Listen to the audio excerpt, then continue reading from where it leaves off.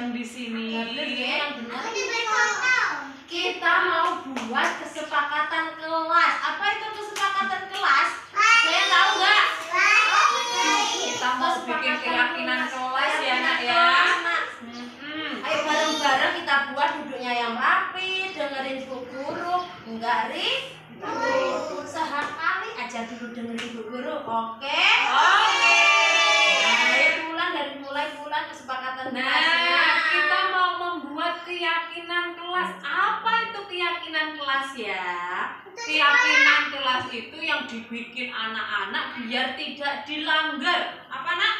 Biar udah dilanggar. Iya, biar tidak Biar anak-anak dilanggar. disiplin. Nah, biar tambah Disiplin.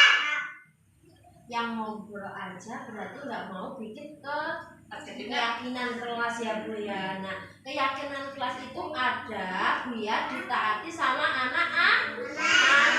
Makanya kita buatnya bareng-bareng ya. Iya. Yang pertama, kalau sebelum masuk kelas itu kita ngapain nak? Baris. Berarti sepakat kita baris dulu kalau mau masuk kelas ya. Sepakat? Oke. Jadi kalau sudah baris, masuknya satu-satu alias antri. Nggak boleh apa nak? Sabar menunggu giliran Nggak ya. boleh berebut ya. Oke. Setuju? Sepakat? Oke. Selanjutnya lihat ini ada gambar cium tangan. Jadi kalau masuk kelas baris dulu, habis baris kita cium tangan. Saling ya. Betul. Cium tangan nih ya. Sepakat? Sepakat? Nah, terus kalau di dalam kelas boleh nggak sih kita berantem sama temennya? Boleh nggak? Ya, jadi duduk rapi, nggak boleh berantem. Habis itu, habis duduk rapi nggak boleh berantem, nggak boleh ngobrol. Kita ngapain dulu? Iya, berdoa dulu. Berdoa dengan khusyuk. Biar apa nak? Yang tidak digangguin. Biar belajarnya pintar, rajin ya, Skadina ya. Iya. Terus lagi, kalau ada yang nangis boleh nggak di dalam kelas nangis? Boleh nggak di dalam kelas nangis? Boleh nggak?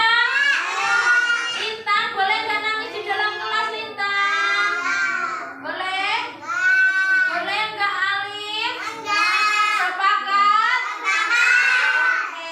Terus selanjutnya apa lagi ya kira-kira ya? Hah? Setelah nggak boleh nangis, terus tadi kita berdoa dulu sebelum kegiatan, terus sabar menunggu giliran, terus apa lagi ya? Ayo, siapa yang masih ingat? Nggak boleh ngobrol di dalam kelas. Ayo, Kita apalagi? ngobrolnya gantian. Kalau Bu Guru ngomong, anak-anak yang mendengarkan. Terus selanjutnya apa lagi kira-kira ya? Nggak boleh membawa atau makan dan minum di dalam kelas nih. Larangan. Ini gambar minum, ini gambar makanan. Nggak boleh. Nggak boleh Nggak boleh. makan dan minum di dalam kelas. Sepakat? Bikin kesepakatan atau keyakinan kelas berikutnya. Nah, kira-kira nih kalau anak-anak habis melakukan kegiatan kan mainannya berantakan. Kita sepakat ya. Alat mainnya kita bereskan setelah kita gunakan. Sepakat? Sepakat. Nanti diingat-ingat setelah melakukan kegiatan anak-anak harus merapikan kembali. Oke? Oke. Terus nih, kalau anak-anak melihat sampah berserakan, dibuangnya di mana? Di kotak? Boleh nggak nak buangnya di jendela? Boleh nggak? Boleh. Buangnya di mana? Nih ya.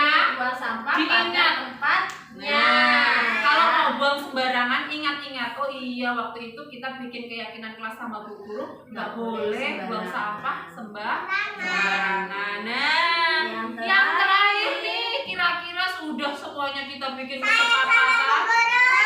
Iya, sayang sama Bu Guru, sama teman-teman, sayang sama semuanya. Boleh nggak ada saling membenci? Nggak boleh. Nanti kalau membenci nggak ada temen ya nak ya. Iya. Kalau pengen banyak teman kita harus saling sayang. Sepakat? Oke, kita sepakat ya. Berarti nak, Saya baru kok terus harus nempel. Kok dipotong? nah kita tadi udah buat keyakinan, kita tempel di mading ya, kesepakatan kita, keyakinan kelas kita ya. Iya, biar anak-anak tidak lupa. Biar tidak lupa, ditempel di sini yang Yang pertama. pertama tadi apa? Antri. Satu baris di depan kelas, kita tempel. Cut. Yang lain. Siap baris atau antri menunggu giliran kita tempel. Ting. Oke, sepakat ya. Selanjutnya apa Bu?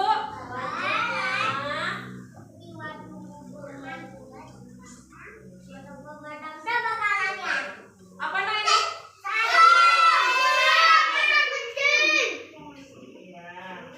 Cium tangan dulu. Selanjutnya Berdoa. Nih, di dalam kelas kita berdoa dulu.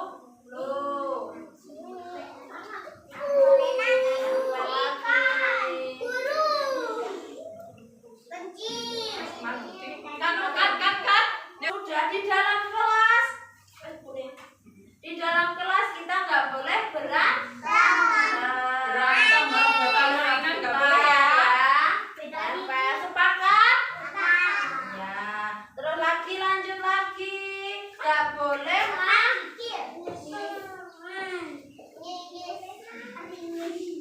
nggak boleh nangis bulan. Nggak boleh apa nak? Oke, diingat-ingat ya. Nih, Bu Guru tempel gambarnya biar anak-anak ingat. Selanjutnya, iya, nggak boleh apa nak? Makan di mana? Di dalam kelas. Makanya nanti kita ada waktunya sendiri ya. Iya.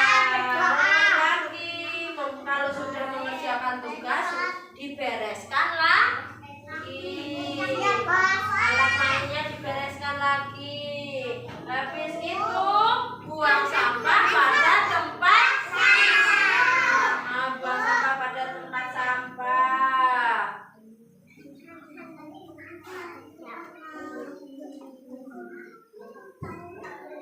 Yang terakhir apa ini? Saling sayang, saling sayang. Sudah sepakat semua? Iya, berarti ini harus dilakukan ya.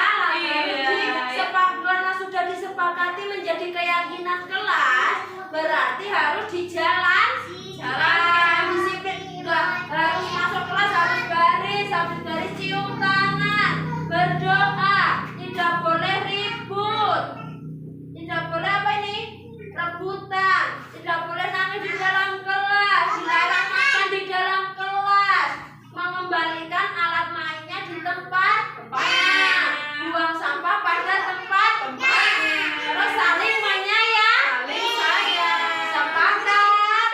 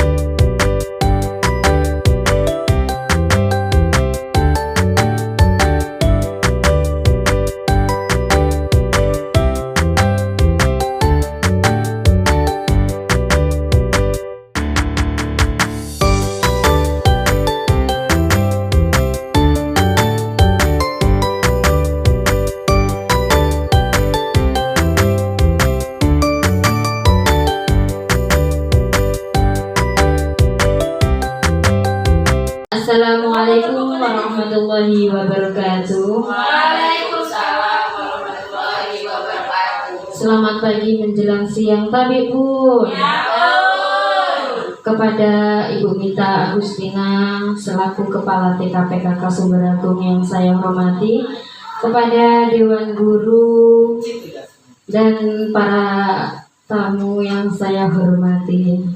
Alhamdulillahirrabbilalamin, kita hari ini bisa berkumpul di TKPKK Sumber Agung dalam acara diseminasi menyebarkan pemahaman budaya positif. Insya Allah nanti akan dibuka acara ini tanpa ada halangan suatu apapun. Sebelum acara ini kita mulai, marilah kita baca basmalah bareng-bareng ya Bu. Bismillahirrahmanirrahim. Untuk acara selanjutnya yaitu sambutan menyanyikan lagu Indonesia Raya. Para hadirin mohon berdiri.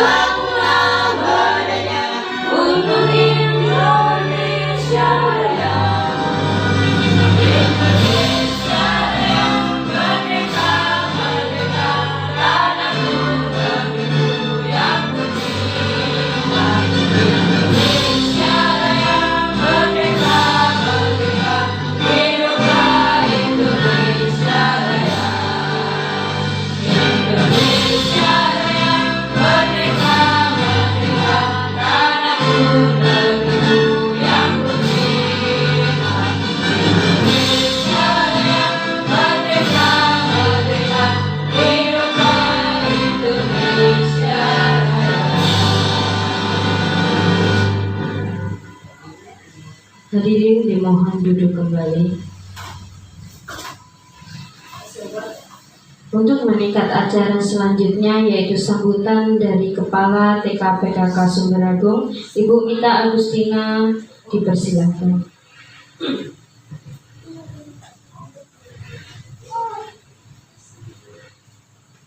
Terima kasih untuk waktunya. Bismillahirrahmanirrahim. Assalamualaikum warahmatullahi wabarakatuh. Waalaikumsalam warahmatullahi wabarakatuh. Alhamdulillah, ala nikmatillah, ala syukurillah, la haula wala quwwata illa billah. Kepada Ibu Kepala Sekolah TK Purwosendodo yang saya hormati, kepada seluruh Dewan Guru baik dari TK Sumber Agung dan TK Purwosendodo yang saya cintai. Terima kasih saya haturkan kepada tamu undangan semua atas kehadirannya di TK PKK Sumber Agung hari ini dan tanpa halangan suatu apapun. Sholawat dan salam marilah kita sanjungkan kepada junjungan kita Nabi besar Muhammad Sallallahu Alaihi Wasallam yang kita nantikan syafaatnya di hari akhir nanti. Amin ya rabbal alamin. Baik, di sini saya sebagai kepala sekolah mohon maaf Bu, dalam menyambut, memberi tempat kurang berkenan di hati ibu-ibu, saya selaku kepala sekolah mewakili seluruh Dewan Guru mohon maaf yang sebesar-besarnya ya Bu. Dan di sini saya berterima kasih kepada Ibu Fitri Wulan telah mau berbagi praktik baik kepada kita semua tentang diseminasi menyebarkan pemahaman budaya positif di sekolah kita ya Bu, dan diharapkan kepada ibu-ibu semua semoga setelah nanti kita mengikuti bisa dibilang pelatihan ini ya Bu ya. Nah, mungkin bisa dibilang pelatihan ya Bu ya. Pelatihan ini nantinya bisa kita terapkan di sekolah kita masing-masing ya Bu. Kita ambil sisi baiknya, sisi positifnya dari apa yang telah disampaikan Ibu Fitri Wulan nanti, dan diharapkan juga Ibu Fitri Wulan bisa memberikan ilmu yang telah didapat di CGP calon guru penggerak angkatan 10 yang masih berjalan ini ya Bu, kepada kita semua. Diharapkan juga ibu-ibu yang belum mengikuti CGP agar bisa dimotivasi ya Bu untuk ikut CGP. Nanti mohon ilmunya ya Bu Fitri Wulan ya, kedepannya gimana baiknya untuk sekolah kita, terutama bukan mendeskripsikan sekolah yang lain enggak Bu, kita belajar bersama, dan dimohon nanti dalam menyampaikan Ibu Fitri Wulan bisa kita terima, bisa kita terapkan di sekolah kita masing-masing ya Bu. Mungkin itu saja sambutan dari saya, kurang lebihnya saya mohon maaf, dan saya persilahkan untuk Bu Fitri Wulan dalam menyampaikan diseminasinya tentang pemahaman budaya positif kepada kita semua. Dan saya akhiri billahi taufiq wal hidayah. Wassalamualaikum warahmatullahi wabarakatuh. Waalaikumsalam warahmatullahi wabarakatuh. Diaturkan, terima kasih. Meningkat acara selanjutnya yaitu sambutan dari Ibu Fitri Wulandari. Semoga nanti ibu-ibu sekaligus memaparkan materi yang berjudul diseminasi menyebarkan pemahaman budaya positif. Semoga nanti ibu-ibu dan para tamu bisa menyimak materi-materi dan bisa menerapkan di ilmunya di sekolah masing-masing. Kepada Ibu Fitri saya persilahkan.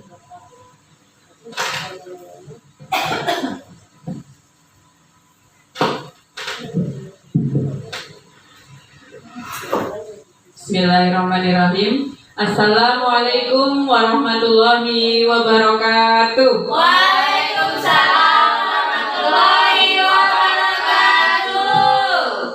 Yang saya hormati Ibu Mita Agustina SPE selaku Kepala TK PKK Sumber Agung. Yang saya hormati Ibu Umi Hanik MPD selaku Kepala TK PKK Purbo Sembodo. Dan yang saya hormati Ibu-ibu Dewan Guru dari TK PKK Sumber Agung dan TK PKK Purbo Sembodo yang berbahagia. Pertama-tama marilah kita panjatkan puji syukur kehadirat Allah Subhanahu wa Ta'ala yang telah melimpahkan nikmat sehat kepada kita semua ya Bu, sehingga kita dapat berkumpul di gedung TK PKK Sumber Agung dalam keadaan sehat walafiat tanpa ada halangan suatu apapun. Amin amin ya robbal alamin. Kedua kalinya salawat serta salam marilah kita sanjungkan kepada junjungan kita Nabi besar Muhammad sallallahu alaihi wasallam yang kita nantikan syafaatnya di yaumil akhir nanti. Amin.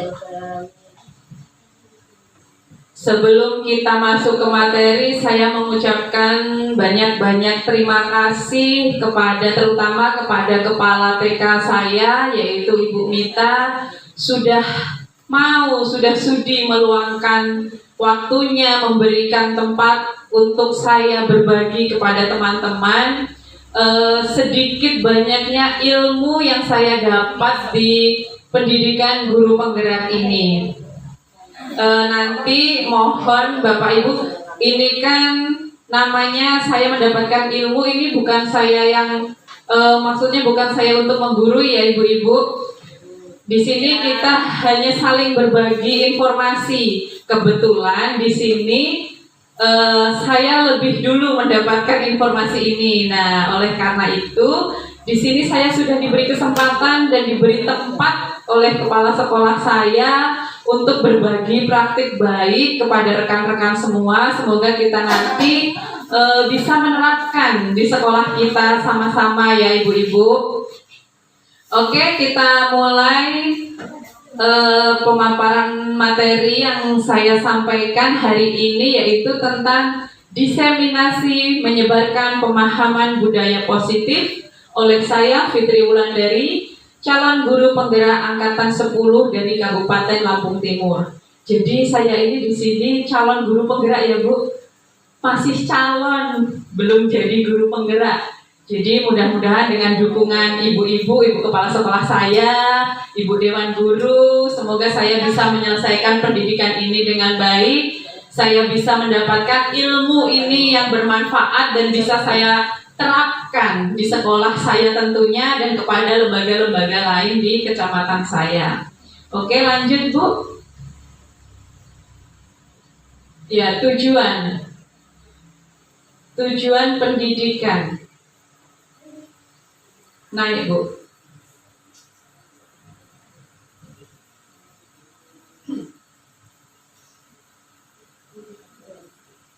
Pakai panas. Naik pakai panas. Naik pakai panas.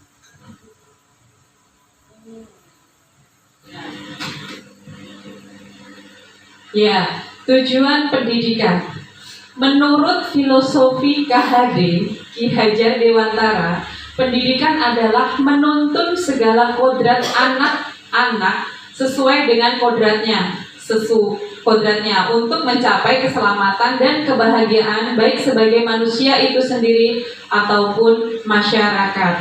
Nah, di sini kita sudah sekolah TK PKK Sumber dan Purbo Sumbodo, alhamdulillah kita sudah menggunakan kurikulum merdeka ya ibu-ibu. Nah, jadi insya Allah sudah tidak asing dengan nama KHD, Ki Hajar Dewantara, karena di sini kita memang panduan kita itu dari Ki Hajar Dewantara, yaitu filosofinya pendidikan adalah menuntun segala kodrat anak. Jadi kita selama ini itu persepsinya ternyata salah ya ibu-ibu. Kalau kita itu namanya sebagai guru itu ya harus manut, anak-anak itu harus manut dengan kita. Apa yang kita ajarkan itu anak-anak harus ngikutin kita. Ternyata itu salah selama ini ya ibu-ibu.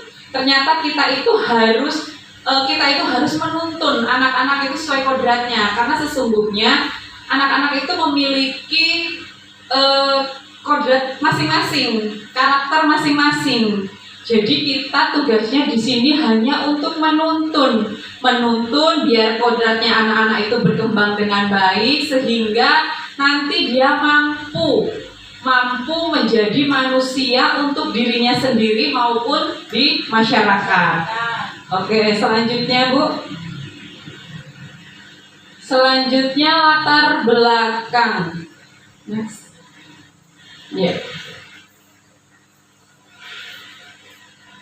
Ya, latar belakang penanaman budaya positif sangat penting bagi saya sebagai guru taman kanak-kanak, karena dengan itu akan terciptalah peserta didik yang memiliki sikap mandiri, disiplin, dan rasa tanggung jawab. Peserta didik yang memiliki karakteristik yang baik. Jadi latar belakang saya untuk memaparkan materi ini ya ibu-ibu, itu tuh Karena memang budaya positif itu sangat penting. Budaya positif itu sangat penting bagi saya sebagai guru untuk menuntun anak-anak tadi ya Bu ya. Kita menuntun anak itu sesuai kodratnya dan sesuai zamannya. Karena zaman sekarang itu apa-apa menggunakan teknologi. Tidak memungkiri anak TK, apalagi sudah anak TK ya ibu-ibu. Anak yang baru lahir kemarin saja ibaratnya sudah mahir menggunakan teknologi ya. Jadi kita sebagai pendidik, sebagai lembaga pendidikan juga tidak mau kalah untuk mengikuti perkembangan zaman yang ada. Seperti itu. Oke, selanjutnya. Nah, budaya positif. Budaya positif di sekolah adalah nilai dan kebiasaan di sekolah yang berpihak pada murid agar mereka dapat berkembang menjadi pribadi yang kritis dan penuh hormat dan bertanggung jawab sesuai dengan profil pelajar Pancasila. Nah, sesuai dengan profil pelajar Pancasila itu yang kita harapkan. Oke, selanjutnya.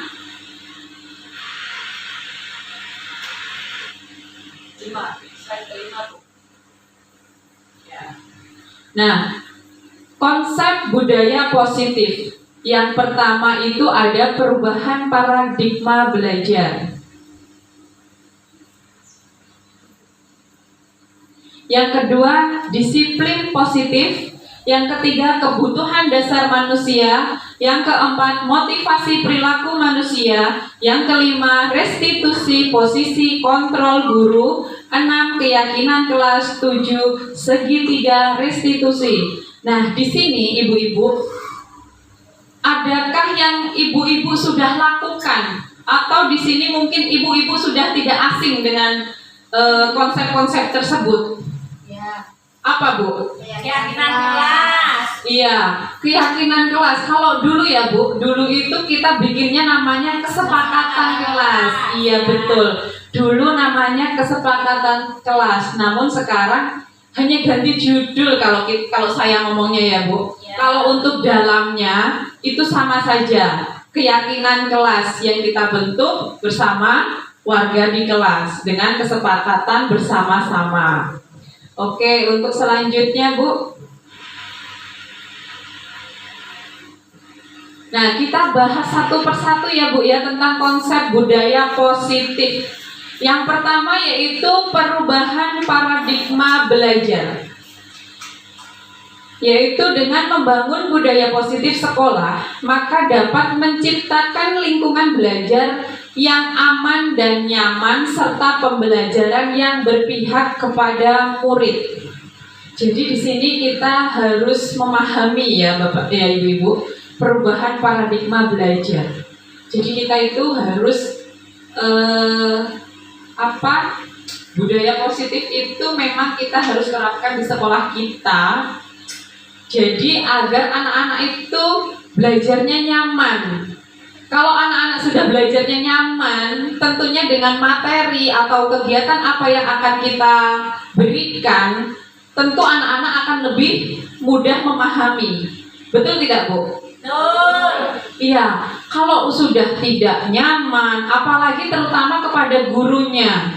Kira-kira nih, ibu-ibu dulu waktu sekolah, kalau sudah tidak suka dengan ibu itu, jangankan kok materinya, ibu itu datang saja sudah nggak senang lah. Ya, Iya betul. Tapi kalau sudah senang dengan bu gurunya, mau materi itu mau 1 jam 1 hari penuh, itu berasa. Iya betul, tidak berasa.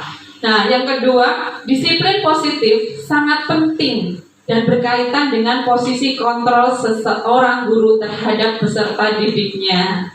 Nah, di sini mungkin kita itu sudah melakukan ya ibu-ibu, namun kita itu belum memahami posisi di manakah kita ini sebagai guru. Nanti kita akan ulas satu persatu ya ibu-ibu.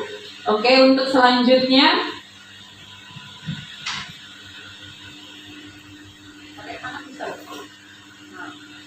Nah, yang kedua, disiplin positif. Disiplin positif adalah, apa sih disiplin positif itu? Apa Ibu-Ibu? Kira-kira apa? Disiplin positif itu apa? Pembiasaan yang baik. Iya, betul.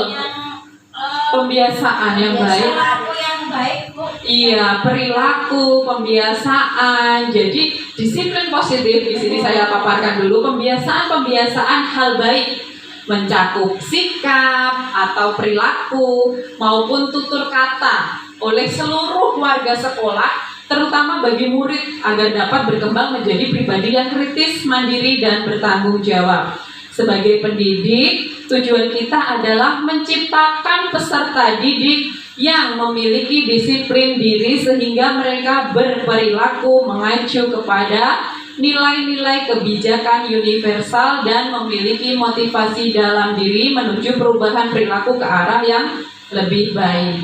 Jadi disiplin positif itu benar, pembiasaan yang baik. Dan pembiasaan yang baik itu tidak hanya sikap, tidak hanya perilaku, namun juga tutur kata. Kenapa ya kita itu kok harus menerapkan disiplin positif? Kenapa ya ibu-ibu kira-kira? Agar tercipta suasana yang nyaman. Bisa, boleh. Juga. Iya.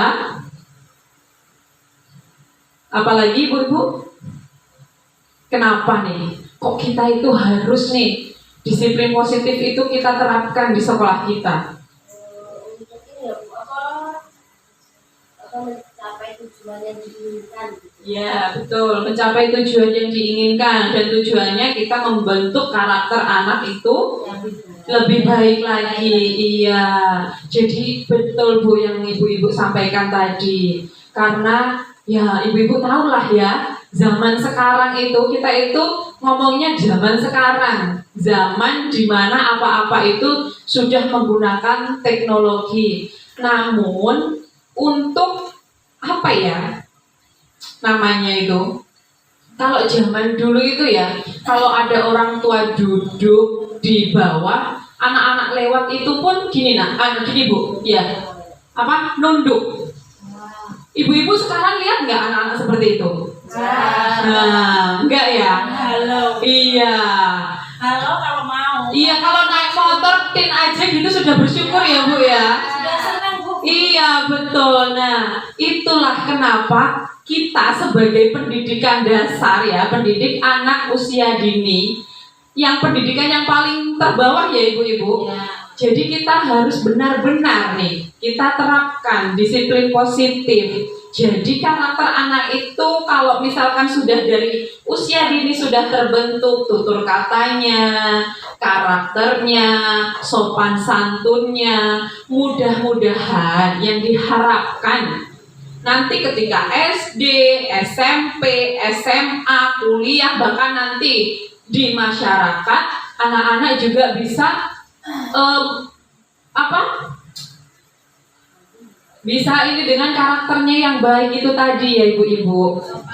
Iya, sopan santunnya, betul. Karena jujur saja ya Bu, murid saya sekarang ini, Masya Allah, kata-katanya dapatnya dari mana toh nak? Dari TikTok Bu, katanya. Ternyata anak-anak itu juga ternyata gadget itu emang berpengaruh pesat ya ibu-ibu. Banget, iya betul. Gadget itu sebetulnya ya ada positifnya, ada negatifnya. Tapi kalau saya lihat kebanyakan, karena apalagi kita di desa ya Bu ya, ibunya sibuk kerja, yang penting anaknya diem, dikasih HP, ternyata HP-nya itu bisa membuat karakter anak itu mati dalam arti kita mempengaruhi yang baik itu sudah bukan tidak bisa, tapi susah. Ya Bu ya. Oke, selanjutnya.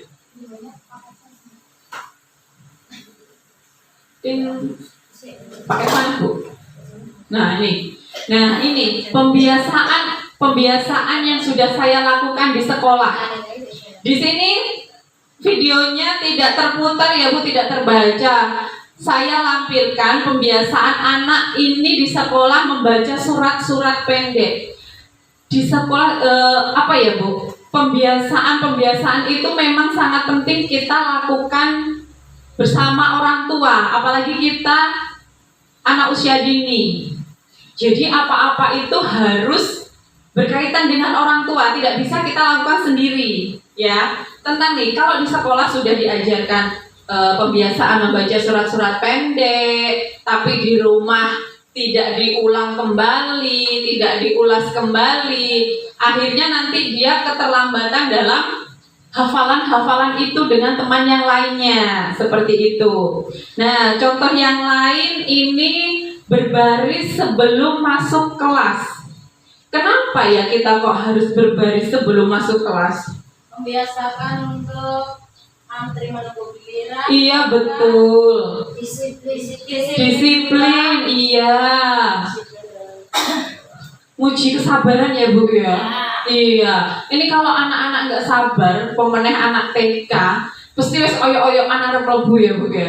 Iya, pasti itu. Iya benar, akun dhisik.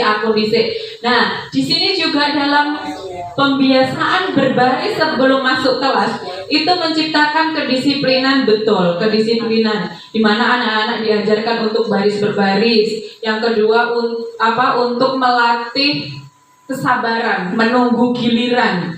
Jadi mengolah emosinya anak. Anak-anak ini sabar nggak sih sebenarnya gitu. Padahal cuma mau masuk kelas. Tapi kalau kita tidak latih dari dini, ya itu yang terjadi. Akhirnya oyok-oyokan, tidak sabar, apa-apa maunya duluan. Iya, maunya rebutan. Oke, selanjutnya. Yang ketiga, kebutuhan dasar manusia. Nah, kebutuhan dasar manusia merupakan sesuatu ataupun perilaku manusia untuk mendapatkan apa yang diinginkan. Seluruh tindakan yang kita lakukan memiliki tujuan, semua usaha terbaik dilakukan agar kebutuhan dasar kita terpenuhi dengan baik. Apa sih Bu kebutuhan dasar manusia itu? Apa kira-kira? Apa Bu? Kebutuhan ibu-ibu itu apa? Kebutuhan Kira-kira? pasti makan ya Bu ya. Iya, betul. Pasti makan, iya.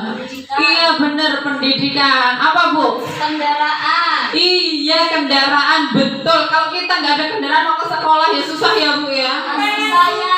Kasih sayang Bu. Kasih sayang ya Allah. Nah, ternyata kasih sayang itu tidak sepele loh Bu. Ngomong-ngomong kasih sayang. Tentang apa nih? Kita ngomong dari yang terjadi atau viral di TikTok. Ibu-ibu tahu nggak? Yang barusan viral di TikTok nih tentang kasih sayang. Sebetulnya sepele. Sebetulnya sepele ya ibu-ibu. Tentang kasih sayang loh, yang dibutuhkan itu hanya kasih sayang. Tapi kok bisa sampai membunuh suaminya? Padahal kalau dipikir ya ibu-ibu, laki-lakinya polisi, ibunya juga polisi. Apa yang kurang? Keturunan juga sudah diberikan. Kalau kita pikir ya Bu ya, ternyata masalah kita itu tidak serumit masalah mereka. Seperti itu. Sebetulnya setiap masalah itu kalau kita mensyukurinya itu juga tidak akan menjadi masalah yang lebih besar. Tapi ya balik itu tadi ya Bu. Ternyata untuk saat ini atau akhir-akhir ini kasih sayang itu memang berpengaruh besar di kehidupan kita, ya. Iya, betul. Oke, selanjutnya apa lagi tadi Bu? Pendidikan. Iya, pendidikan. Kenapa kok kita itu butuh pendidikan? Jadi seperti saya ini Bu, kok saya ini ngapa? Kok ikut guru penggerak itu loh? Apa tujuan saya itu ikut guru penggerak? Oh nggak ada iming-imingnya, ya kan? Nah, ya itu tadi. Karena saya itu merasa, saya sebagai keluarga di TKP KK Sumber Agung ini merasa perlu sekolah saya itu, ya walaupun fisiknya atau gedungnya itu masih kurang dari Ibu di TK Purwosebodo ya Bu ya, masih sangat jauh, tapi itu menjadi motivasi kami, menjadi untuk kami mencontoh semangatnya gitu ya, dimana pendidikan itu ini yang sangat ketat, Gitu, pendidikan itu kan sekarang apalagi di desa kami itu pendidikan anak usia dini ada beberapa lembaga yang baru. Jadi di situ motivasi saya terutama untuk mengikuti guru penggerak ini yaitu tadi untuk meningkatkan apa ya? Maksudnya itu iya, betul, meningkatkan potensi atau saya sendirilah untuk memperbaiki saya sendiri sebagai guru. Jadi saya itu tidak mau hanya mendidik anak ngulang bawa nyanyi lala lili lili berdoa terus pulang. Saya tidak mau seperti itu, Bu. Jadi saya ingin anak-anak itu bermakna dengan saya, anak-anak nanti bertumbuh dengan baik sehingga nanti waktu dia di masyarakat pun juga bisa bersikap dengan baik pula, seperti itu. Oke, selanjutnya kita ulas. Apa sih sesungguhnya kebutuhan dasar manusia itu? Kita lihat. Nah, yang pertama yaitu bertahan hidup. Iya, betul. Yang disampaikan oleh Bu Sepdi tadi ya. Makan. Makan itu memang penting sekali untuk kita bertahan hidup. Iya. Coba kalau kita tidak makan, apa yang kita rasakan? Sakit. Lapar, lama-lama sakit, ya kan? Terus tidak bisa berpikir akhirnya. Kita lapar aja nggak bisa mikir, kemudian lama-lama tidak makan ya Bu ya. Iya, betul. Yang kedua yaitu kasih sayang. Nah, ternyata kebutuhan dasar manusia kasih sayang itu memang penting. Kasih sayang itu akhir-akhir ini memang kasih sayang itu sangat berpengaruh di kehidupan kita ya Ibu ya. Iya. Nah, yang ketiga itu kebebasan. Kok kebebasan jadi kebutuhan dasar toh Bu? Ya. Kenapa ya? Karena kita tidak bisa Bu kalau di ke kantor bos, kita pengen bebas ekspresi, terutama anak bebas apa ya Bu, melakukan sesuatu selagi dia tidak melanggar aturan yang berlaku. Iya benar. Memang kita itu perlu kebebasan.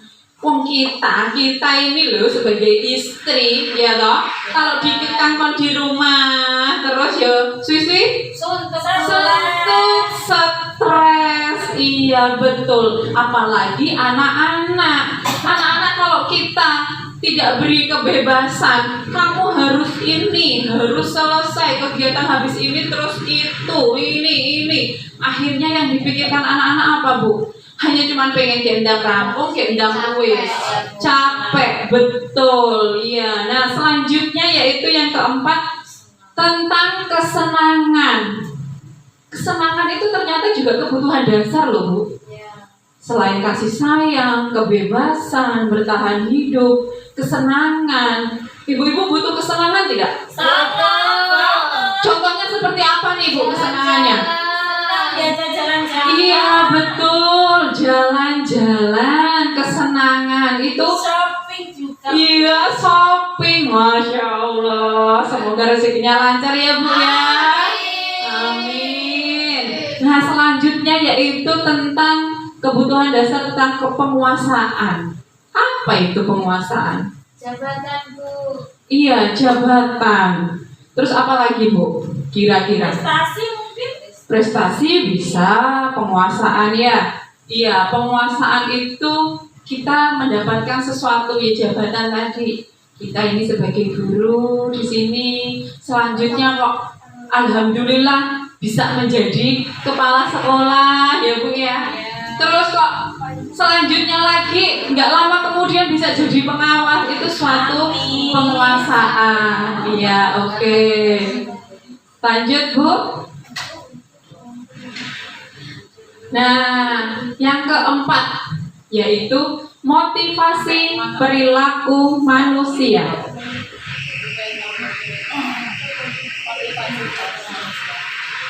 Motivasi perilaku manusia yaitu ada 3 Bu. Yaitu yang pertama. Nah sebelum saya ini Bu, motivasi ibu-ibu ini kan ibu-ibu ini sebagai manusia ya. Motivasinya apa nih? Motivasi perilakunya ibu nih. Ibu ini melakukan ini, motivasinya itu apa? Ibu Sepdi sebagai guru PAUD motivasinya apa? Bu Nia, Bu Winda, Bu Gita, Ibu Salva, Ibu Umi, Bu Hesti. Iya, apa kira-kira ya? Yang biasa dialami oleh seseorang itu yang kedua, Bu. Iya. Mendapatkan imbalan atau penghargaan dari orang lain. Biasanya kalau kita sebagai istri aja ya, Bu ya. Kalau habis nyapu bersih terus suami datang minta cantiknya, bersihnya gitu. Itu hanya pujian padahal ya Bu ya. Iya. Buat berbunga. Padahal hanya pujian saja itu kita sudah bahagia. Iya, motivasi untuk melakukan sesuatu. Iya betul. Nah kira-kira motivasinya Bu Bita nih apa sebagai perilaku manusia? Nah apa nih kalau Bu Sebri itu katanya sebagai istri itu habis bersih-bersih kok suami datang ngasih pujian, wah kok istriku cantik, itu kata Bu Sebri itu sudah hilang rasa lelahnya katanya seperti itu. Nah kira-kira kalau Bu Mita nih sebagai kepala sekolah apa nih yang memotivasi perilaku ibu ini? Motivasi saya itu gini Bu, kalau melihat guru-guru saya itu mau apa berubah ke yang lebih baik lagi itu kayak gimana ya? Oh berarti saya itu harus lebih lagi untuk dari guru saya gitu loh. Iya betul. Alhamdulillah gurunya Bu Mita ada berapa Bu yang masuk CGP? 3 Bu. Iya. Saya pribadi. Alhamdulillah termasuk Ibu Mita juga ya. Dari situ saya memotivasinya gini. Memotivasi kok saya memotivasi guru saya untuk mengikuti CGP. Iya. Nah kalau saya tidak ikut Bagaimana gitu ya Bu ya? ayo bareng-bareng dan Iya. Alhamdulillah kita berangkat bareng-bareng ya Bu ya. Semoga iya. Nah, nih saya bacakan ya 3 motivasi perilaku manusia, yaitu yang pertama untuk menghindari ketidaknyamanan atau hukuman. Nah, jadi gimana nih maksudnya misalkan saya ini tidak mau dihukum. Misalkan saya sebagai murid ya ibu-ibu. Misalkan saya sebagai murid, gimana nih kok saya biar tidak dihukum, biar saya tidak merasakan kenyamanan gitu. Jadi saya sekolah sebagai murid nih, saya sekolah harus datang tepat waktu. Kenapa saya harus sekolah datang tepat waktu? Karena nanti kalau saya terlambat, pasti saya dihukum. Nah, seperti itu motivasi saya sebagai pelajar, seperti itu ya. Nah, kalau saya sebagai guru, apa motivasi saya untuk tidak dapat hukuman? Ya, gue mau. Karena saya sebagai guru, biar saya bukan hukuman ya, maksudnya biar kepala sekolah saya itu merasa nyaman dengan saya, ya saya bisa memberikan yang terbaik untuk sekolah saya ini, TKPKK Sumber Agung ini. Saya sebagai guru harus bisa mendidik anak sesuai dengan kodratnya, apa yang sudah saya dapatkan di pendidikan guru penggerak ini. Nah, yang kedua yaitu untuk mendapatkan imbalan atau penghargaan dari orang lain. Nah, ini seperti yang dicontohkan Ibu Sepdianti tadi. Jadi begitu sudah selesai beres-beres, dikasih pujian, apalagi sampai dapat hadiah, itu rasa lelahnya sudah hilang. Nah, itu namanya ingin mendapatkan penghargaan dari orang lain. Atau kita kalau sebagai pelajar lagi ya, kita belajar yang rajin. Nah, kalau untuk SD, SMP, SMA itu kan ada peringkat, ya kan? Nah, gimana nih saya harus belajar yang rajin biar nanti dapat peringkat 1 atau dapat penghargaan. Biasanya itu guruku itu senang loh kalau saya itu berperilaku seperti ini. Misalkan kalau saya itu datang tepat waktu itu, biasanya guru saya itu juga senang dengan saya. Seperti itu ya. Terus yang ketiga yaitu untuk menjadi orang yang mereka inginkan dan menghargai diri sendiri dengan nilai-nilai yang mereka percaya. Nah, ini seperti yang dicontohkan Bu Mita tadi, sebagai kepala sekolah, dia memotivasi gurunya biar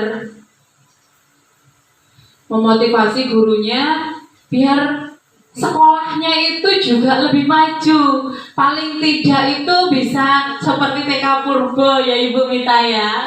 Iya, karena selama ini Jujur ya Ibu Mita dan ibu-ibu yang lain, karena selama ini memang sekolah kami itu bukannya maksudnya untuk plagiat ke sekolah Purbo itu tidak, tapi sekolah Purbo itu jadi motivasi di sekolah kita seperti itu. Jadi Contoh ya.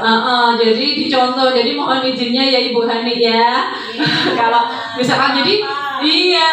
Jadi kalau setiap kegiatan itu biasanya kan diupload di Facebook. Nah, itu kita juga ikut-ikut seperti itu gitu loh, Bu.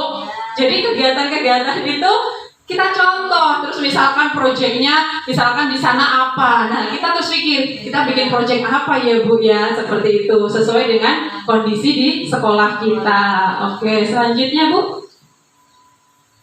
Nah, selanjutnya yaitu restitusi posisi kontrol guru. Nah, restitusi posisi kontrol guru yaitu ada 5. Saya terangkan sedikit ya Ibu ya.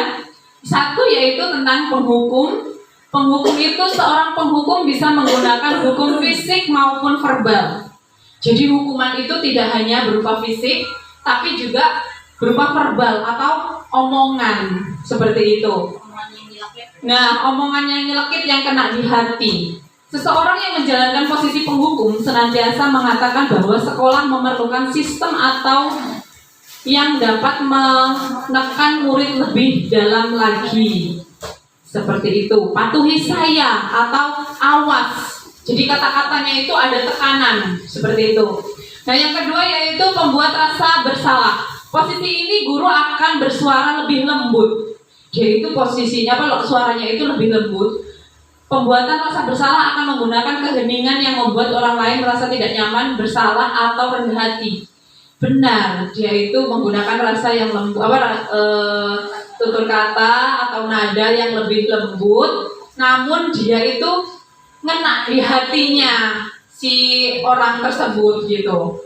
Oke, selanjutnya yaitu posisi teman. Guru pada posisi ini tidak akan menyakiti murid, namun akan tetap berupaya mengontrol murid melalui apa itu, Bu? Oh iya, melalui persuasi. Posisi ini bisa negatif atau positif. Nah, contoh katanya, ayolah bantu ibu demi ibu ya, seperti itu. Nah, yang keempat yaitu sebagai pemantau. Posisi ini guru sebagai pengawas atau pemantau murid berdasarkan pada peraturan dan konsekuensinya.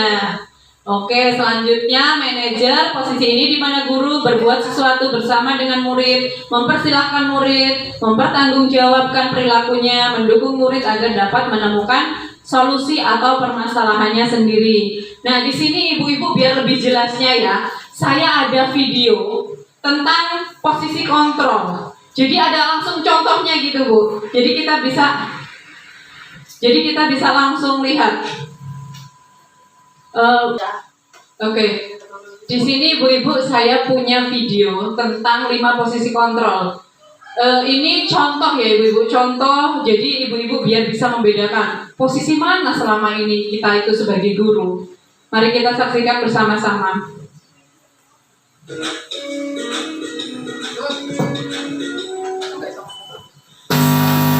Ibu dan Bapak guru hebat, dalam penerapan disiplin positif restitusi, salah satu program yang dikembangkan adalah 5 posisi kontrol.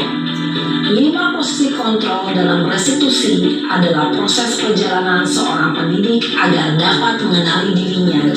Pada video kali ini, kita akan membahas tentang 5 posisi kontrol yang dikembangkan oleh Diane Dawson dan contoh penerapannya.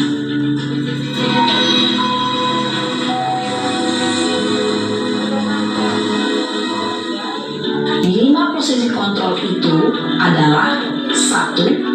Posisi penghukum. 2. Posisi pembuat merasa bersalah. 3. Posisi teman. 4. Posisi pemantau atau monitor. Dan 5. Posisi manajer.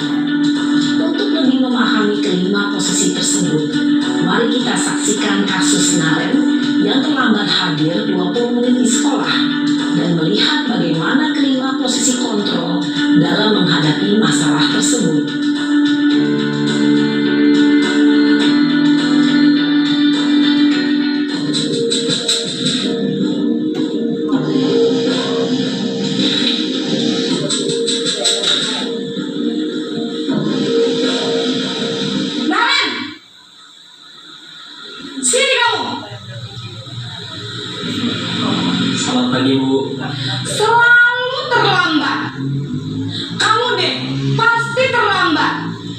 Maaf Bu, saya Apa coba?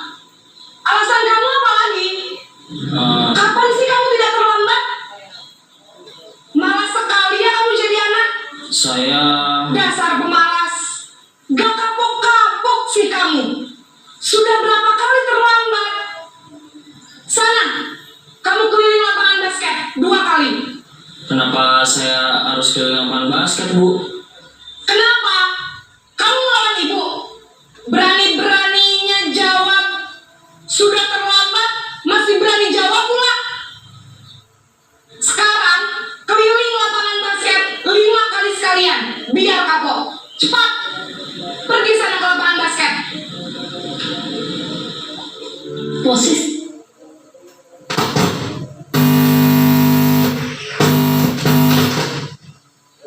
Oke, kita istirahat dulu ya ibu-ibu. Ada azan. Mungkin kita berhenti dulu sejenak.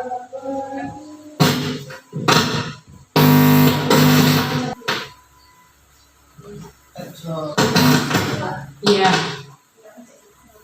Bapak Ibu sudah menyaksikan posisi penghukum. Nah, yang terjadi pada kasus Naren yaitu terlambat sekolah 20 menit. Di situ tadi kira-kira apa Bu yang dilakukan ibu gurunya Naren yang mempertegas dia itu sebagai penghukum? Kira-kira apa? Seperti yang sudah saya paparkan tadi, kalau posisi penghukum itu seperti apa gitu.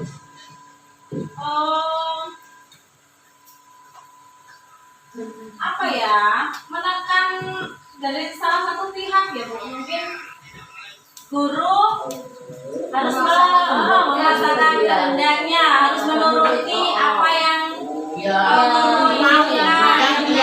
Iya. Benar, merasa gurunya yang paling benar gitu ya. Nah, yang pertama yang kita lihat di video tadi, betul, dia menggunakan nada yang tinggi. Terus yang kedua, tidak memberi kesempatan ya. Kalau kita lihat kepada Naren tadi sudah berusaha menjelaskan, memberi alasan kenapa dia kok terlambat. Tapi ibu gurunya selalu mencela terus, memotong perbicaraannya terus. Jadi seperti itu. Jadi si Naren tidak ada kesempatan untuk menjelaskan kenapa dia bisa terlambat seperti itu ya.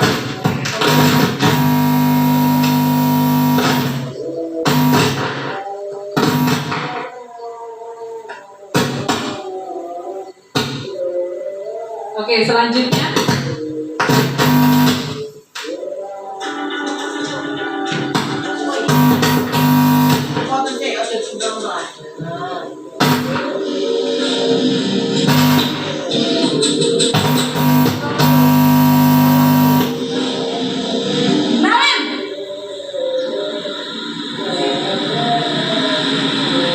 Selamat pagi Bu. Naren, kamu kenapa terlambat lagi nak? Ya Tuhan Naren, kamu senang ya bikin ibu susah ya? Kalau kamu terlambat lagi, nanti ibu yang ditegur bapak kepala sekolah nak. Disangka ibu tidak bisa membina kamu. Duh, gimana ini? Maaf Bu. Duh Gusti Naren, kamu suka ya kalau ibu ditegur bapak kepala sekolah? Terus, sekarang ibu harus tulis apa yang di buku absen? Ini kamu sudah sering terlambat loh. Ibu harus apa coba? Maaf Bu. Maaf sekali. Ya sudah, lain kali jangan bikin ibu susah lagi ya nak ya. Ibu tidak akan kuat lagi kalau kamu begini terus. Bisa jantungan kalau ibu ditegur bapak kepala sekolah. Sana cepat ke kelas. Maaf ya Bu. Maaf sekali.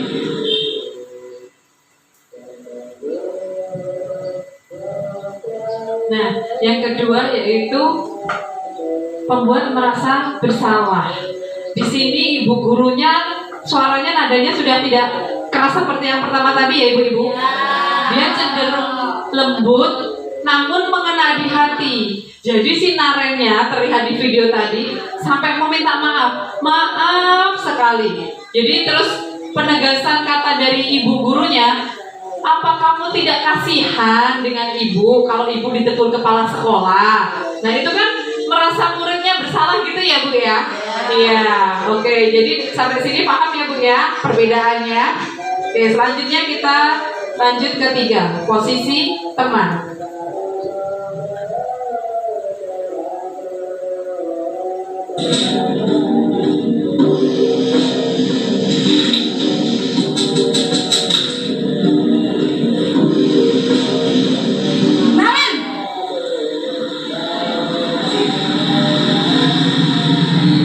Selamat pagi Bu. Wah, sudah jam berapa ini nak? Terlambat lagi ya sayang. Iya Bu, habis ibu saya lupa bangunkan saya Bu. Kamu malah menyalahkan ibu kamu. Kamu bukannya anak yang larinya paling kencang. Kok terlambat sih? Iya Bu, saya memang terlambat bangun tadi. Jadi biarpun saya lari kencang, tetap nggak kekejar Bu. Ya sudah sana. Nanti lain kali larinya lebih kencang lagi ya. Biar gak terlambat lagi. Bikin senang ibu. Demi ibu. Bisa kan? Bisa lah Bu. Ya sudah sana masuk kelas. Ibu beresin urusan absen kamu. Kamu ini ada-ada saja. Nah, di posisi teman, guru itu lebih cenderung gimana? Keakrab gitu ya Bu ya. Sama muridnya itu dia akrab. Jadi si Narennya bisa menjelaskan apa masalah dia kok bisa terlambat. Terus ibu gurunya juga santai. Seperti itu ya. Nah, selanjutnya kita lanjut ke yang keempat, posisi pemantau atau monitor.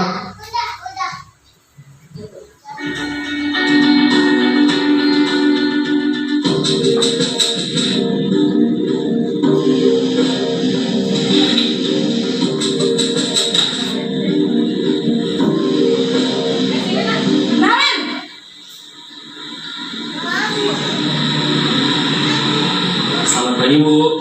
Naren, apa peraturan sekolah kita tentang jam berapa kita harus masuk sekolah, nak? Kita harus di sekolah jam 7 Bu. Iya betul, sekarang sudah jam 7.20. Naren sudah tahu konsekuensinya jika terlambat hadir. Paham Bu, saya harus tinggal kelas pas jam istirahat selama 20 menit. Iya benar, konsekuensinya demikian. Jadi nanti jam 9.30 pas istirahat, kamu harus tinggal di kelas, kerjakan tugas tambahan untuk ketertinggalan kamu, ya? Baik Bu. Jadi di posisi pemantau ini ibu gurunya melihat ke belakang lagi atau memantau lagi ya ibu-ibu ya.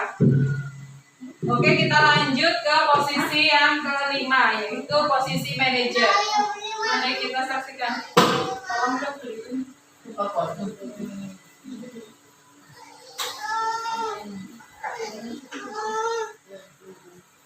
Beri salam putih.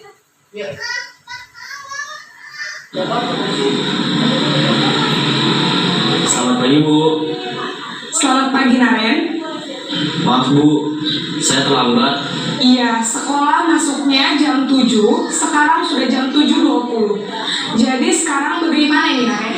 Maaf Bu, saya lupa setel alarm saya semalam. Baiklah, menurut kamu, keyakinan sekolah yang mana yang perlu kamu tingkatkan? Menghargai diri sendiri dan orang lain mungkin ya Bu. Setuju. Jadi, apakah Naren meyakini prinsip saling menghormati tersebut? Iya Bu, saya meyakininya. Apakah Naren bersedia memperbaiki masalah keterlambatan ini? Bersedia Bu. Bagaimana kamu akan perbaiki masalah keterlambatan ini? Saya akan coba untuk tidak lupa menyetel alarm saya Bu. Baik, kalau Naren lupa menyetel alarm di rumah, ada orang yang kira-kira bisa bantu mengingatkan tidak? Ada Bu, kakak saya, Kak Emma. Ada lagi selain Kak Emma? Selain Kak Emma, ada ibu saya. Baik, jadi yang mengingatkan Naren adalah Kak Emma dan ibu kamu ya? Kira-kira akan mulai set alarm kapan nih Naren? Setelah pulang sekolah, akan segera saya lakukan. Baik, jadi Naren akan setel alarm untuk bangun besok pagi dan akan diingatkan oleh kakak dan ibunda Naren ya. Ada lagi yang mungkin perlu dilakukan Naren agar tidak terlambat bangun lagi? Tidak ada, Bu. Baik Naren, terima kasih untuk kerjasama kamu. Sekarang kamu perlu kembali ke kelas untuk belajar. Baik, Bu. Terima kasih. Nah, di posisi manajer ini cenderung kita itu lebih santai, kita menanyakan kenapa bisa terlambat, terus ditanyakan lagi sesuai tidak dengan keyakinan yang sudah kita buat, seperti itu ya Bapak Ibu. Ya. Ibu-ibu maksudnya, maaf. Oke, nah untuk materi yang selanjutnya, sebelum lanjut ke materinya, kira-kira nih posisi kita sebagai guru selama ini apa ibu-ibu? Kalau saya jujur, saya masih sering memposisikan diri saya sebagai pembuat merasa bersalah. Jadi kadang gini, masa sudah mau SD belum bisa pakai sepatu sendiri sih, seperti itu. Jadi kira-kira ibu-ibu gimana? Posisi apa nih selama ini ibu-ibu ini? Setelah kita tahu berbagai ada 5 posisi kontrol, selama ini ibu-ibu posisinya di mana? Saya berada di posisi pemantau ya Bu, sepertinya. Karena saya cuma mengawas atau memantau dulu berdasarkan atas peraturan dan konsekuensi. Misalnya saya melihat dulu, oh anak ini kenapa, sebagai guru TK ini ya Bu, anak ini saya lihatin dulu dari gesturnya gitu mau ngapain. Oh setelah melakukan ini itu baru saya tanya maksudnya apa, kayak gitu, begitulah Bu. Itu berarti kan pemantau mungkin ya Bu. Nah, terus di situ kalau kan sudah di pemantau. Selain pemantau saya juga pernah menjadi pemberi hukuman Bu. Nah, pemberi hukuman ini kalau di anak TK itu kira-kira seperti apa Bu? Cocok atau enggak gitu? Mohon masukannya. Iya, terima kasih Bu Mita, sangat luar biasa sekali posisi yang sudah diterapkan oleh Ibu Mita. Ibu Mita di sini sudah sebagai pemantau. Iya, posisi ini memang sudah sudah baik ya, sudah baik untuk kita lakukan. Dia itu memang memantau dulu apa nih penyebabnya seperti itu dan apa nih konsekuensinya kira-kira kalau dia melanggarnya seperti itu ya. Dan tadi Ibu Mita menanyakan kadang juga Bu Mita di posisi sebagai penghukum. Nah, kira-kira tepat tidak kalau kita sebagai guru TK nih. Nah, kalau menurut saya ya ibu-ibu, nanti mohon koreksinya. Kalau menurut saya kalau di TK untuk penghukum itu kurang tepat. Kalau menurut saya tidak tepat malahan, ya. Namanya anak usia dini, di mana anak-anak harus dididik sesuai dengan kodratnya, dididik dengan sesuai minat bakatnya. Nah, kalau kita menghukum, otomatis di situ kita tidak memberi kebebasan atau anak itu harus menuruti kita seperti itu, atau kita berstatement sendiri tanpa melibatkan seorang murid. Seperti itu Ibu Mita kira-kira bagaimana? Oke. Iya. Untuk yang lain kira-kira di posisi mana selama ini? Ibu Nia mungkin? Iya. Kalau saya di posisi manajer. Posisi manajer. Hebat berarti Iya. Seperti ada murid saya yang terlambat seperti Taza, contohnya kan selalu telat. Nah, saya cuma menanya kayak gini, loh Taza kenapa kok telat? Apakah tidurnya kemalaman? Begitu. Besok lagi jangan malam-malam kalau tidur, lebih awal lagi. Seperti itu. Terima kasih Ibu Nia. Wow, luar biasa sekali ya ibu-ibu posisinya Ibu Nia. Kasih tepuk tangan buat Bu Nia. Iya, posisi manajer manajer, memang betul posisi manajer itu kalau menurut saya juga posisi yang paling tepat ibu-ibu. Jadi kita selain memantau apa permasalahan murid itu sendiri, terus kita cari tahu penyebabnya apa, terus kita juga memberikan solusinya seperti apa. Jadi seperti yang sudah dialami Ibu Nia tadi, muridnya ada yang sering terlambat karena katanya bangun siang, terus ternyata malamnya tidur larut malam. Jadi sama Bu Nia besok-besok lagi tidurnya lebih awal. Iya betul. Oke, kita lanjut ya Bu. Sudah paham ya mungkin untuk posisi kontrol ini? Ya, kita lanjut ke materi berikutnya. Nah, yang keenam yaitu tentang keyakinan kelas.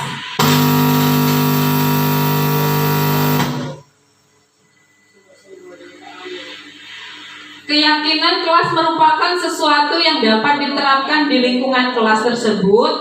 Pembuatan keyakinan kelas melibatkan semua warga kelas melalui kegiatan curhat, pendapat, atau diskusi bersama. Nah, untuk keyakinan kelas ini sudah saya terapkan, atau di sekolah kami sudah menerapkan ya ibu-ibu. Di sekolah TK Purbo juga lebih menerapkan dulu. Nah, di sini ada saya lampirkan juga kegiatan tentang keyakinan kelas. Tapi sepertinya tidak bisa ini ya Bu ya, diputar di materi tadi Bu. Di ini.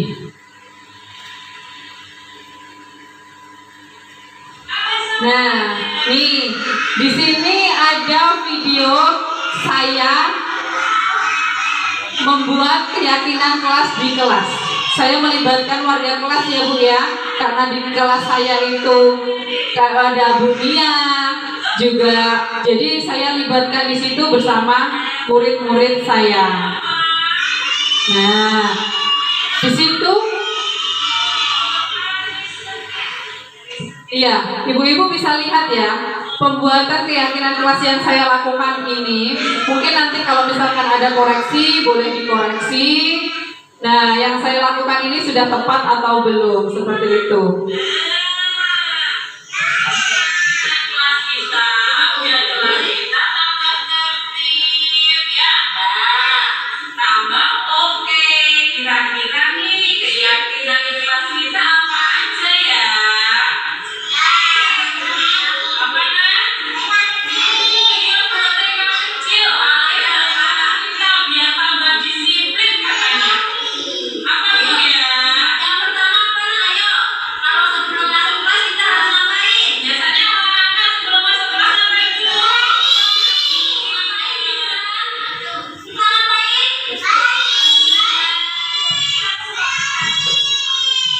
Nah, mungkin itu tidak saya tayangkan sampai selesai ya ibu-ibu. Hanya sedikit contoh saja. Nah, seperti itu. Saya membuat keyakinan kelas. Di kelas saya melibatkan guru yang ada di kelas saya. Terus di situ di dalam kelas saya juga ada murid-murid saya tentunya. Terus saya libatkan. Nah, di situ kami diskusi. Kira-kira apa nih yang akan kita buat keyakinan kelas kita ini agar anak-anak bisa lebih disiplin, lebih bertanggung jawab. Seperti itu ya ibu-ibu. Oke, next selanjutnya. Ya, ini contoh penerapan yang tadi ya. Nah, ini yang ketujuh yaitu tentang segitiga restitusi. Saya juga ada video Bu tentang segitiga restitusi. Segitiga restitusi itu penanganan masalah dengan menggunakan konsep segitiga restitusi gitu ya Bu ya. Yang pertama yaitu menstabilkan identitas, validasi tindakan yang salah, dan menanyakan keyakinan kelas. Oke, sebelumnya kita lanjut melihat video tentang segitiga restitusi. Nah, ini.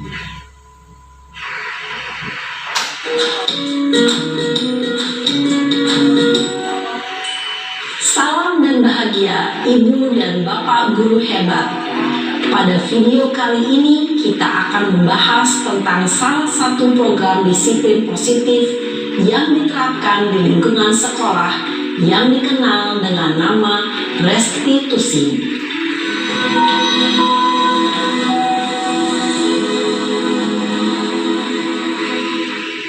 Restitusi dikembangkan oleh pakar pendidikan Diane Gosling berlandaskan pada teori kontrol Dr. William Glaser.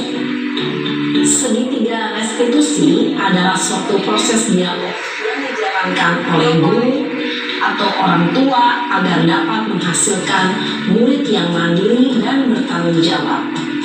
Pada saat guru di posisi manajer, aspek yang dikembangkan pada murid adalah motivasi intrinsik, sehingga penanaman nilai-nilai kebajikan dapat tumbuh dan berkembang menjadi suatu kebiasaan positif yang akhirnya membentuk karakter murid.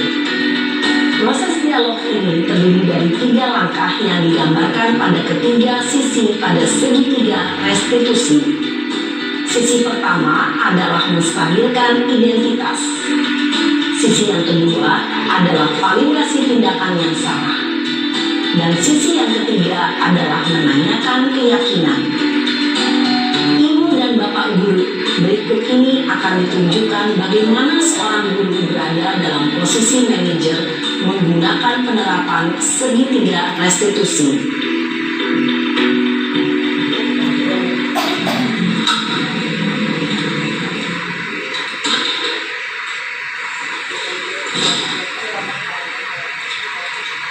Siang Sarah. Siang Pak. Sudah lama nggak ketemu Sarah. Kenapa hari ini ada di sini? Kesel Pak, kesel banget. Masa aku dikatain tukang fitnah Pak? Ya aku marah lah. Aku mau dikatain Eka di depan kelas. Kesel banget. Oh begitu. Ya pasti kamu marah dan kesal. Bapak juga akan marah apabila ada yang menuduh Bapak seperti itu. Kemudian pada saat itu kamu mau melakukan apa? Ya saya langsung ngatain Eka lah Pak. Kesel banget. Saya bentak-bentak dia depan teman-teman lain. Oh begitu. Pasti kamu melakukan seperti itu karena suatu alasan tertentu bukan? Iyalah, masa saya diam saja Pak? Ya saya bela diri lah. Masa saya dituduh tukang fitnah? Ya wajar lah. Mempertahankan harga diri itu sesuatu yang penting buat kamu. Untung kamu tidak lebih gegabah lagi. Hanya meminta-minta. Iya Pak. Untung saya masih bersabar dan hanya meminta saja. Sudah gemes padahal, saya pasti bela diri lah. Ya pasti ya. Tapi kamu memilih untuk tetap bertahan dan bersabar. Kamu memilih untuk tidak berbuat lebih parah lagi bukan? Iya. Nah, sekarang coba kita lihat lagi tindakan kamu yang minta Eka di kelas. Tindakan kamu itu kira-kira sesuai dengan keyakinan kelas atau prinsip kamu tidak? Enggak lah Pak. Capek Pak jadi pemarah. Jadi keyakinan atau prinsip mana yang kurang sesuai dengan keinginan kamu? Ya, saya sebenarnya sangat menghargai orang lain. Mungkin saat itu saya menjadi emosi, jadi tidak menunjukkan sikap itu. Kamu meyakini tidak? Menghargai orang lain itu penting buat kamu. Yakinlah Pak. Iya, setuju. Kita harus saling menghargai. Namun, ada juga keyakinan yang kita sepakati yang perlu kita jalankan apabila kita sedang marah, bukan? Ya, saya bisa lebih proaktif, mulai dengan diri sendiri. Saya bisa jadi lebih bersabar, mengambil waktu jeda untuk berpikir mau apa selanjutnya. Kira-kira kamu bersedia memperbaiki masalah ini tidak? Bersedia Pak. Kalau kamu memperbaiki masalah ini, kamu akan menjadi orang seperti apa? Saya akan menjadi orang yang bertanggung jawab kali ya Pak. Dan senantiasa proaktif. Iya, menurut kamu bagaimana rasanya menjadi orang seperti itu? Ya nyaman lah, bangga bisa bersabar dan menahan diri. Baiklah kalau begitu. Yuk kita pikirkan bagaimana memperbaiki masalah ini.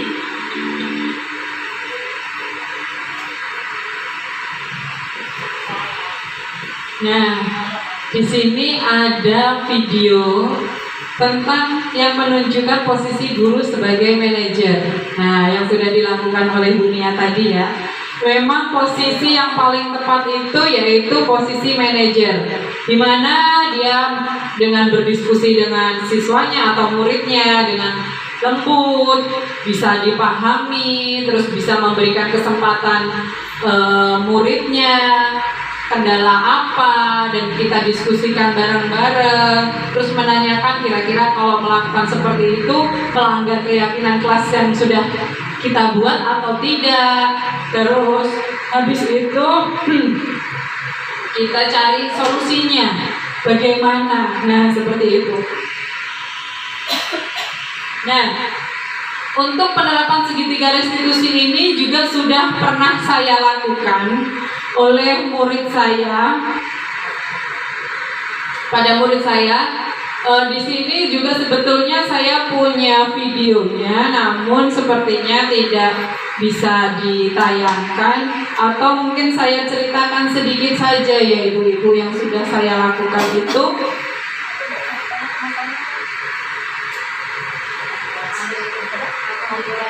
Nah, iya.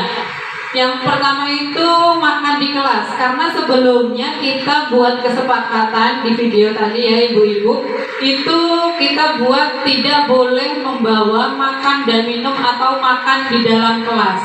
Nah, saat itu ada nama murid saya yaitu namanya Askadina. Dia saat berdoa, temannya berdoa khusyuk, dia membawa makanan di kantongnya dan diam-diam dia makan. Dan ternyata di situ begitu saya terapkan penerapan segitiga,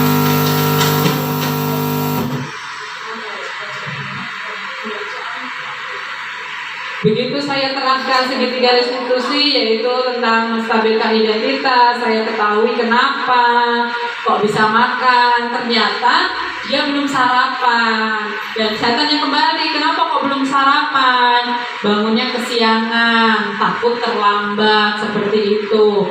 Jadi saya memberikan solusi, berarti kalau seperti itu besok-besok lagi Askadina harus bangun lebih awal, tidurnya lebih awal, dia tidak terlambat, juga bisa sempat sarapan, dan seperti itu.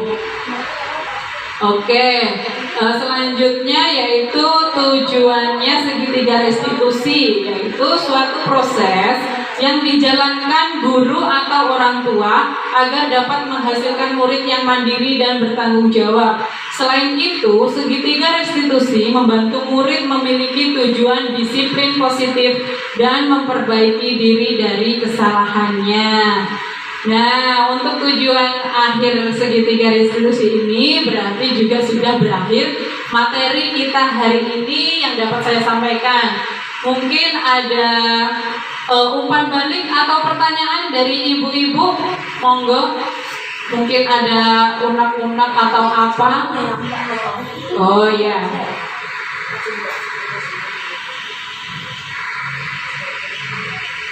Baik, terima kasih Bu. Menurut saya penyampaian dari Ibu tadi sudah sangat baik, pemaparan materinya juga baik, dalam membuat PPT-nya juga sudah menarik. Sepertinya kami perlu belajar lagi ini dari TK Sumberagung. Udah ada ini ya Bu ya, kemajuan buat PPT. Beli aplaus dulu buat Bu Fitrinya. Ini belajar ya Bu, masih belajar terus, dan saya ini sudah bagus kok Bu. Terus ayo TK Purba jangan mau kalah dengan TK Sumberagung ya. CGP-nya 3 loh, tempat kita baru 1. Ayo semangat buat TK Sumberagung, semangat juga buat TK Purba. Iya Bu, tadi saya baru tahu itu tentang segitiga restitusi Bu. Masih kayak ngambang gitu Bu, belum terlalu jelas. Maksudnya penerapannya itu yang baik untuk anak, dan setiap masalah itu harus diselesaikan dengan cara segitiga restitusi Bu. Dan jika tidak, contoh masalah yang tidak membutuhkan penyelesaiannya dengan segitiga restitusi itu yang seperti apa gitu. Mohon dijawab ya Bu. Iya baik, terima kasih pertanyaan. Terima kasih umpan baliknya Ibu. Maaf siapa Bu? Agak lupa ini Ibu baru ya yang dari Purbo ya, yang operatornya itu ya? Ibu siapa? Oh Ibu Tika. Ya maaf, salam kenal ya Ibu. Seperti Ibu Tika itu operator baru ya Bu ya. Jadi agak belum kenal gitu, belum akrab. Ya terima kasih Bu umpan baliknya. Memang Bu di guru penggerak itu kita mendapatkan ilmu yang sangat luar biasa. Tentunya kami diajarkan selain dapat ilmu yang banyak, kami diajarkan untuk menggunakan aplikasi Canva. Nah, aplikasi Canva itu bisa untuk buat PPT, buat brosur. Jadi kita nanti Bu bisa menggunakan aplikasi ini untuk pembuatan brosur PPDB.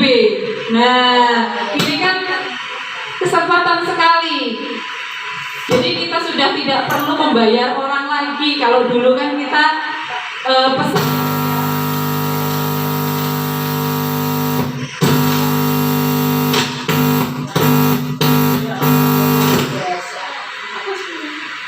Iya, mohon maaf ya Bu ya. Songnya emang begitu, dia tidak mau digoyang-goyang dan kebetulan saya suka goyang. Seperti itu. Iya, nah kembali lagi ya Bu tentang penerapan segitiga restitusi. Nah, seperti apa penerapan segitiga restitusi yang sudah dipaparkan tadi dan juga sudah saya berikan contoh yang sudah saya lakukan. Nah, untuk penerapan segitiga restitusi ini juga tidak semua masalah anak yang kita temui itu menggunakan segitiga restitusi. Mungkin untuk contoh yang harus menggunakan segitiga restitusi itu misalkan dia terlambat sekolah, kenapa? Terus misalkan lagi asik bermain kok tiba-tiba nangis, ternyata berkelahi, dan seperti itu kan harus kita ini Bu, kita menggunakan segitiga restitusi ini. Jadi kita ajak ngobrol beberapa anak yang membuat masalah tersebut seperti itu.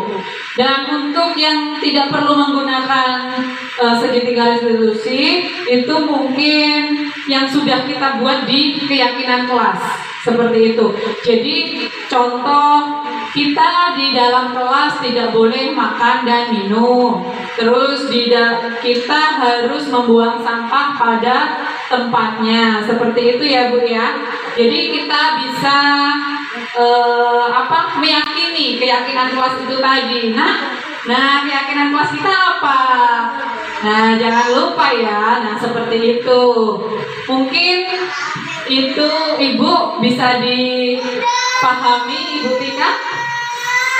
Iya, alhamdulillah. Mungkin ada lagi? Cukup, alhamdulillah. Alhamdulillah cukup ya Bu ya.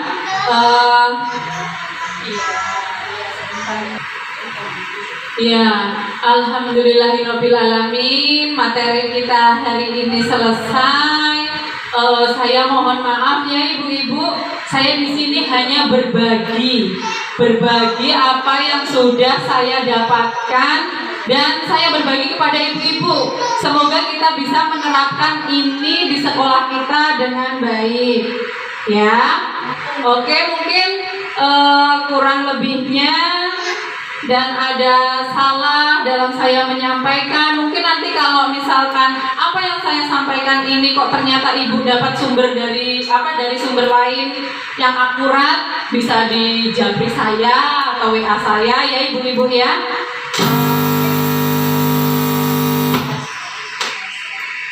Mungkin itu yang dapat saya sampaikan. Saya akhiri.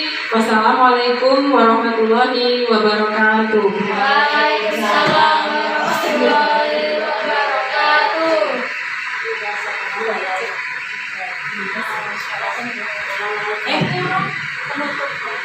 Terima kasih kepada Ibu Fitri Wulandari. Semoga ilmunya bisa bermanfaat untuk kita semua. Amin. Dan semoga bisa diterapkan ilmunya di sekolahnya masing-masing. Amin. Demikian acara demi acara telah kita laksanakan. Apabila tadi ada kesalahan, saya pribadi mohon maaf yang sebesar-besarnya.